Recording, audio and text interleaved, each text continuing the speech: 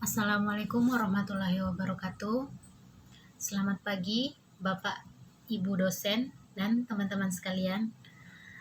Perkenalkan, nama saya Diah Ayu Eki Andaristi, mahasiswa dari Universitas Terbuka, jurusan Sastra Inggris, bidang minat penerjemahan. Hari ini saya akan membahas topik sesuatu masalah yang kita semua dalam ruangan ini pernah rasakan. Pernahkah teman-teman sekalian disuruh presentasi di depan umum, lalu tiba-tiba tangan berkeringat, jantung berdebar kencang, dan pikiran mulai kosong?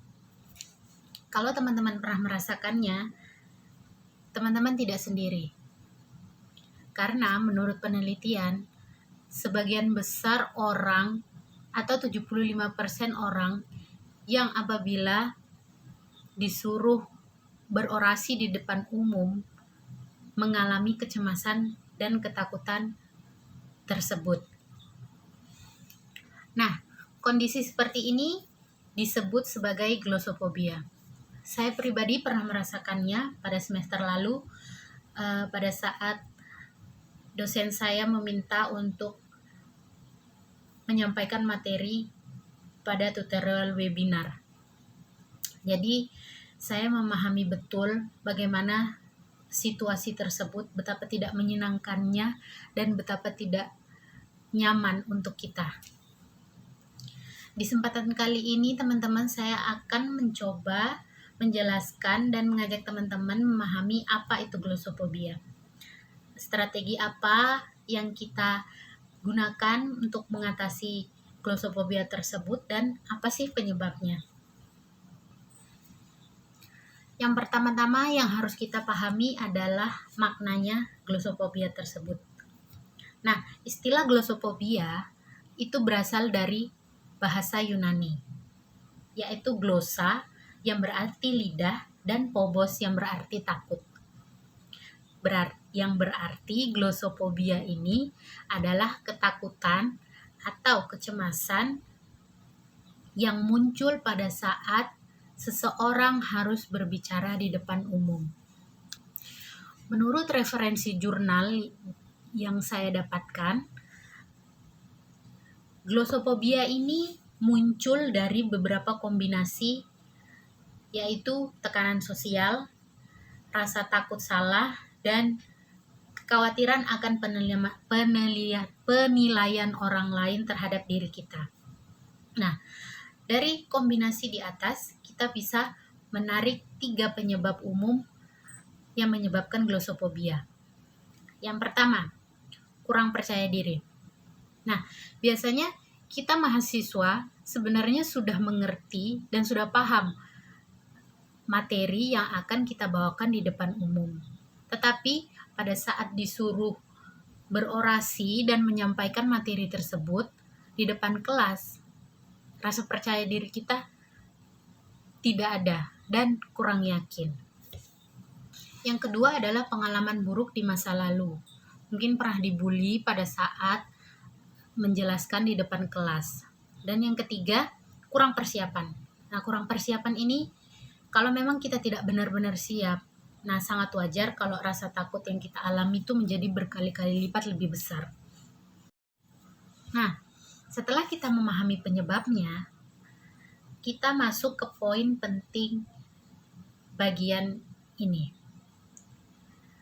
Bagaimana cara kita mengatasinya? Cara mengatasi glossophobiya itu.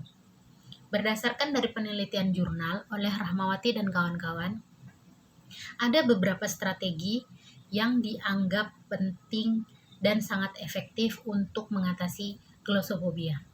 Yang pertama, persiapan yang matang. Nah, bukan hanya membaca materi, tapi kita juga dianjurkan untuk mencantumkan poin-poin penting dan berlatih untuk mengucapkannya di depan umum. Semakin kita mengenali materi yang akan kita bawakan, semakin kecil kecemasan yang kita rasakan. Nah, yang kedua, latihan pernapasan dan relaksasi. Sebelum kita tampil, kita bisa menarik nafas yang dalam Tarik nafas yang dalam, lalu hembuskan, tenangkan pikiran. Nah, itu bisa kita lakukan karena sangat membantu. Lakukan berulang-ulang. Yang ketiga, ubah pola pikir. Pola pikir kita ubah, lihat teman-teman kita yang ada di kelas sebagai teman untuk berbagi ilmu. Bukan sebagai juri, bukan sebagai penilai.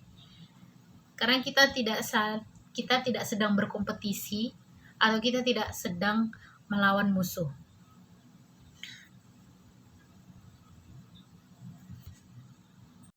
Dan yang terakhir, berlatih secara konsisten. Nah, teman-teman, semakin sering kita berlatih, berbicara di depan umum, rasa takut kita tuh perlahan akan berkurang dan muncullah kepercayaan diri. Teman-teman semuanya, glossophobia ini sesuatu yang wajar ya, bukan suatu kelemahan atau penyakit. Yang penting adalah bagaimana cara kita menghadapinya. Dengan kita mengenali penyebabnya, mempersiapkan diri dengan baik, mengatur pola pikir, dan berlatih secara konsisten, saya yakin kita semua bisa menjadi pembicara di depan umum.